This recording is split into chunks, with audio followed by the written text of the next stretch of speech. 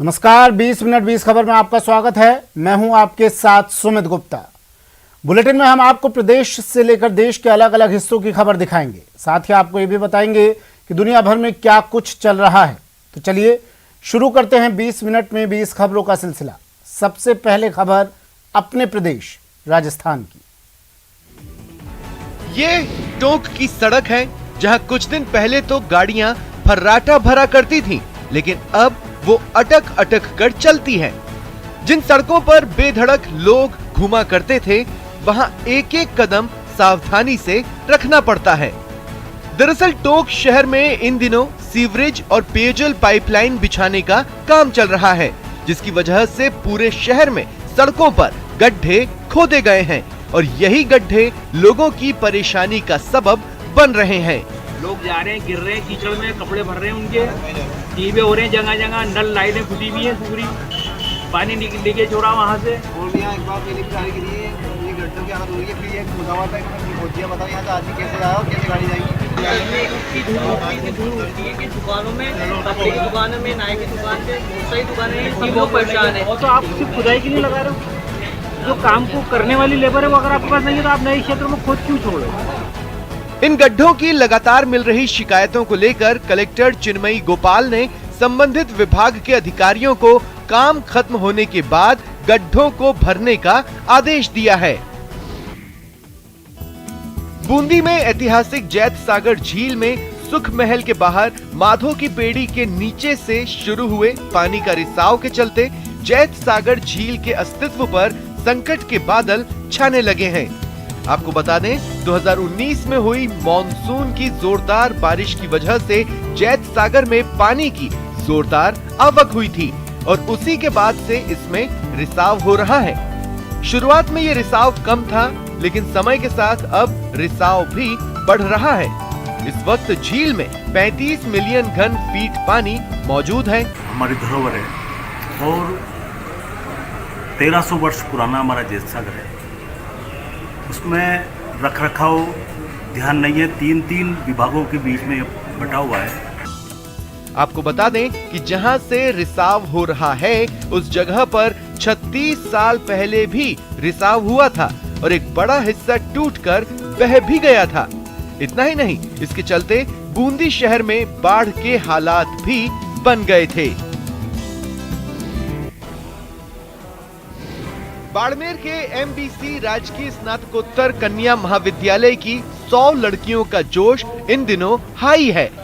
दरअसल यहाँ की 100 लड़कियों की उम्र 18 साल पूरी होने वाली है और कुछ दिनों में इन सभी को वोट देने का अधिकार भी मिलने वाला है। दरअसल बाड़मेर के सबसे बड़े कन्या महाविद्यालय में राष्ट्रीय सेवा योजना इकाइयों के अभिमुखीकरण कार्यक्रम का आयोजन हुआ था। इसी कार्यक्रम में 1 जनवरी 2022 को 18 साल की उम्र पूरी करने वाले नए वोटरों के नाम पर चर्चा हुई। वोट करने का अधिकार मिलने की बात सुनकर इन लड़कियों का जोश हाई हो गया। इनका कहना है कि उन्होंने अब तक अपने घर वालों को ही वोट देते देखा है और अब वो अधिकार उन्हें भी मिलने जा रहा है, जो किसी रोमांच से कम नहीं है। बहुत अच्छा लगेगा क्योंकि इतने टाइम से सबको बड़े घर में बड़े वो वोट देने जाते थे, सबको देखते थे तो हमें भी लगता था हाँ इनको नहीं, इनको वोट देना चाहिए, इनको देना है। बहुत अच्छा लगेगा, मैं पहली बार वोट करूंगी तब और मैं मतलब कि जो लोकतंत्र है उसके प्रति जागरूक होगी। जैसलमेर के श्री देगराय मंदिर के प्राचीन ओरण में एक साथ 12 ग्रेट व्हाइट पेलिकन पक्षियों के नजर आने से पक्षी और पर्यावरण प्रेमी गदगद हो गए हैं। दरअसल साल 2019 में भी 4 ग्रेट व्हाइट पेलिकन इस इलाके में नजर आए थे और दुख की बात है कि इन 4 पक्षियों में से एक की मौत यहां से गुजर रही हाई टेंशन लाइनों की चपेट में आने से हो गई। अब 2 साल बाद जब 12 ग्रेट व्हाइट पक्षी नजर आए हैं तो पक्षी प्रेमी बेहद खुश हैं। साल जो झुंड आया है बहुत ही अच्छी खबर है और हमारे लिए कि 12 पक्षी यहाँ दिखाई दे रहे हैं और देख रहे हैं उन्होंने विचरण भी कर रहे हैं, लेकिन इनको एक साल खत्म भी हो चुका था लाइनों से टकरा करके और यहाँ लाइनों का जाल बिछा हुआ है, इस कारण से थोड़ा डर भी है। कैस्पियन सागर से सर्दियों में भारत आते हैं। इनकी खासियत है कि ये ज्यादातर झुंड में रहकर बड़ी बड़ी मछलियों का शिकार करते हैं। और चलिए अब देख लेते हैं कुछ अन्य राज्यों की खबरें। हाल ही में दक्षिण अफ्रीका से भारत आए 2 लोगों के कोरोना पॉजिटिव मिलने के बाद बेंगलुरु एयरपोर्ट पर सख्ती बढ़ा दी गई है। हालांकि अभी ये पता नहीं चल पाया है कि उनमें कोरोना का कौन सा वेरिएंट है, लेकिन इसके बावजूद नए वेरिएंट ओमिक्रॉन के खतरे को देखते हुए बेंगलुरु आने वाले सभी यात्रियों की जांच जरूरी कर दी गई। राज्य सरकार के आदेश के बाद बाहर से आने वाले हर यात्री के शरीर का तापमान एयरपोर्ट पर लिया जाने लगा। एयरपोर्ट पर ही सभी यात्रियों की कोरोना जांच का इंतजाम हुआ, जहां जांच के बाद सैंपल जमा करने की व्यवस्था की गई। हालांकि यात्रियों को कोरोना की जांच रिपोर्ट के बाद ही सफर करने की इजाजत है, लेकिन इसके बावजूद दोबारा सैंपल लिए जाने से कुछ लोग नाराज दिखे। They are making it as a compulsory test, which I think shouldn't be. जांच की वजह से यात्रियों को एयरपोर्ट पर ज्यादा देर तक इंतजार न करना पड़े, इसके लिए सैंपल लेने के आधे घंटे के अंदर रिपोर्ट देने की पुख्ता इंतजाम किए गए। इस दौरान रिपोर्ट का इंतजार करने वाले यात्रियों को अलग जगह पर बैठाने से लोग संतुष्ट नजर आए। आपको बता दें कि कर्नाटक में अभी कोरोना वायरस के ओमिक्रॉन वेरिएंट का कोई मामला सामने नहीं आया है, लेकिन दक्षिण अफ्रीका से आए जिन 2 लोगों के वायरस की चपेट में आने का पता चला, उनके बारे में दावा किया जा रहा है कि वो डेल्टा वेरिएंट की चपेट में नहीं आए हैं। इसलिए कर्नाटक सरकार की चिंता बढ़ गई है, जिसने दक्षिण अफ्रीका के अलावा अफ्रीकी देश बोत्सवाना और हांगकांग से आए सभी लोगों की पहचान करने और उनका कोरोना टेस्ट करवाने के निर्देश जारी कर दिए हैं। यूपी के शाहजहांपुर के रामगंगा नदी पर बने पुल का एक हिस्सा अचानक गिर गया। जिस वक्त ये हादसा हुआ उस वक्त पुल से एक कार भी गुजर रही थी, लेकिन गनीमत रही कि कार में सवार लोग सुरक्षित रहे। दरअसल पुल जिस पिलर पर खड़ा था उसमें एक पिलर जमीन में धंस गया, जिसके बाद उस पिलर पर टिकी हुई एक स्लैब यानी कि सड़क का एक हिस्सा नीचे आ गिरा, जबकि सड़क के एक और हिस्से का एक सिरा जमीन पर आ गया। हादसे के वक्त जो कार पुल पर थी वो पुल के साथ ही नीचे आ गई। हम इलाहाबाद से आ रहे थे, बीच पुल पर पहुंचे, जोर से आवाज आई। उसमें हमने सोचा गाड़ी गलत जगह चली गई है, जब देखा तो पुल गिर गया था। अब इस पुल की मरम्मत में लंबा वक्त लगने वाला है, तब तक लोगों को भारी तकलीफ उठानी पड़ेगी। सबको पता नहीं हो गया, ये तो लगता है कि बनने में लमसम 1 साल लग जाएंगे इसको बनने में, और हमें तो डेली जाना पड़ता है। और इसके गिरने के बाद सरकार की ओर से कहा गया कि जल्द से जल्द तकनीकी सर्वे करवाकर पुल की मरम्मत का काम शुरू कर दिया जाएगा, ताकि ट्रैफिक की परेशानी जल्द दूर हो सके।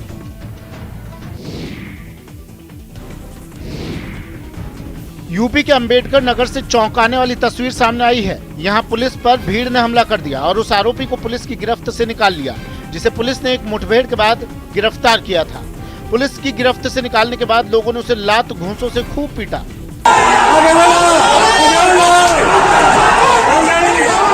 बताया जा रहा है कि जमीन से जुड़े झगड़े में एक युवक की हत्या कर दी गई थी। इस हत्या में शामिल आरोपियों को मुठभेड़ के बाद पुलिस ने बड़ी मुश्किल से गिरफ्तार किया था। इन आरोपियों को गिरफ्तार करने के बाद पुलिस वाले उसे गाड़ी तक लेकर गए, लेकिन जैसे ही आरोपियों को गाड़ी में बैठाया गया, वहां हंगामा, पथराव और तोड़फोड़ का शोर सुनाई देने लगा। कुछ देर तो पुलिस वाले भी समझ नहीं पाए कि आखिर हो क्या रहा है, लेकिन जब तक पुलिस वाले कुछ समझ पाते, एक आरोपी को पुलिस वालों से छीनकर भीड़ ने जमीन पर गिराया और उसे डंडों से पीटना शुरू कर दिया। पुलिस के कुछ जवान हथियार थामे भीड़ की तरफ देखते रहे, लेकिन ना तो गोली चला पाए ना भीड़ को रोक पाए। उत्तर प्रदेश के कानपुर से एक डरा देने वाला वीडियो सामने आया है। वहां एक शादी समारोह में हवाई फायरिंग की गई। ये घटना 4 दिन पहले की बताई गई है, जिसका वीडियो अब तेजी से वायरल हो रहा है। वायरल वीडियो में दिखा कि शादी के जश्न में फिल्मी गानों पर डांस कर रहे लोगों ने पीली शर्ट पहने एक आदमी ने अपनी कमर से पिस्तौल निकाली और हवाई फायरिंग करने की कोशिश की। ये देख वहां मौजूद एक दूसरे शख्स ने उसका हाथ पकड़ लिया, लेकिन अगले ही पल पीली शर्ट पहने शख्स के दोस्त ने पिस्तौल अपने हाथ में ले ली और देखते ही देखते उसने हवा में गोली चला दी।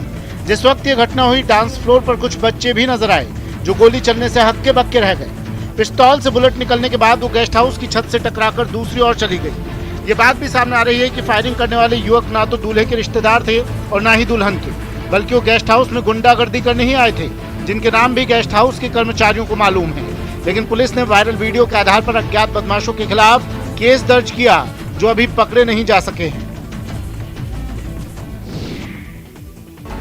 जिस बेटे की मौत का मातम मना चुके थे, जिसके लौट आने की कोई उम्मीद नहीं थी, उस बेटे के अचानक जिंदा होने की खबर मिले तो फिर आंखों में उम्मीदों के आंसू आना लाजमी है। 2013 में हुई उत्तराखंड त्रासदी में लापता गुलबदन सिंह उर्फ गुल्लू को उत्तराखंड की सरकार ने मृत घोषित कर दिया था।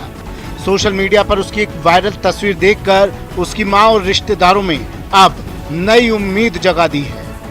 दरअसल एक सोशल मीडिया पर गुल्लू की एक फोटो पर परिजनों की नजर पड़ी तो उनके होश उड़ गए। फोटो का स्क्रीनशॉट तो गुल्लू के परिवार वालों ने ले लिया, लेकिन इससे पहले कि उस फोटो की लिंकअप एड्रेस मिल पाता वो फोटो वहां से डिलीट हो गए। अब उस परिवार ने पुलिस से मदद मांगी है कि गुल्लू की तलाश की जाए। एक हफ्ते से एक सोशल मीडिया पर फोटो वायरल हो रही थी कि आपका भाई जिंदा है। हमने एसपी अंबाला को कंप्लेन दी है और उनसे गुहार लगाई है कि इसकी जांच की जाए। अगर ये हमारा बेटा है और हमारा भाई है तो हमें सौंपा जाए। दक्षिण भारत के कई राज्यों में भारी बारिश का कहर जारी है। खासकर आंध्र प्रदेश के कई इलाकों में तो भारी बारिश की वजह से बाढ़ जैसे हालात बन गए हैं। आंध्र प्रदेश का कड़पा जिला तो पूरी तरह टापू जैसा नजर आने लगा है। कड़पा के आसपास हर तरफ पानी ही पानी जमा होने से घर के बाहर निकलना मुश्किल हो गया है। गली मोहल्ले की सड़क हो या मेन रोड, हर तरफ पानी ही पानी होने से लोगों की मुसीबत बढ़ गई। भारी बारिश की वजह से कई नदियों का पानी भी खतरे के निशान के पास पहुंचने लगा है। ऐसे में बांध के कई फाटकों को खोलना पड़ा। आपको बता दें कि आंध्र प्रदेश में 2 हफ्ते पहले आसमान से आफत बरसनी शुरू हुई, जिसमें अब तक 50 लोगों की मौत हो चुकी है, जबकि मूसलाधार बारिश की वजह से वहां के लगभग 2000 गांव पानी में डूबे हैं, जहां राहत मिलने की उम्मीद भी नहीं है, क्योंकि मौसम विभाग को बंगाल की खाड़ी में एक और तूफान की आहट मिली है, जिसकी वजह से अगले 4-5 दिनों में आंध्र प्रदेश के रायलसीमा इलाके और ओडिशा के कुछ जिलों में बहुत भारी बारिश हो सकती है।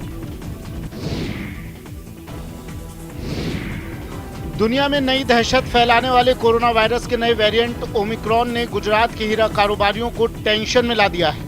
दरअसल सतर्कता के चलते अफ्रीकी देशों के ट्रैवल बैन से गुजरात के हीरा कारोबारी टेंशन में हैं।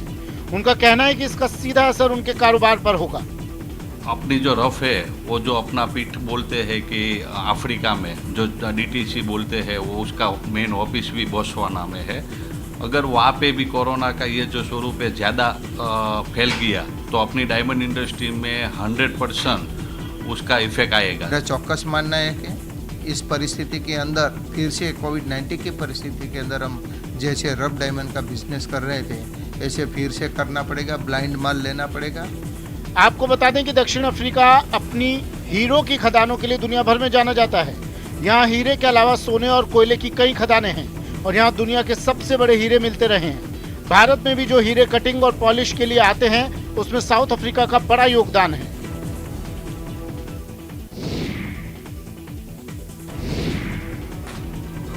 कोरोना संक्रमण की वजह से जिस कलारीपयट्टू की ट्रेनिंग पर रोक लग गई थी, अब उसे एक बार फिर शुरू कर दिया गया है। कलारीपयट्टू की ट्रेनिंग की तस्वीरें केरल के कोट्टयम से सामने आई हैं। इन तस्वीरों में आप देख सकते हैं कि कैसे यहाँ कलारीपयट्टू की ट्रेनिंग दी जा रही है। आपको बता दें कि कलारीपयट्टू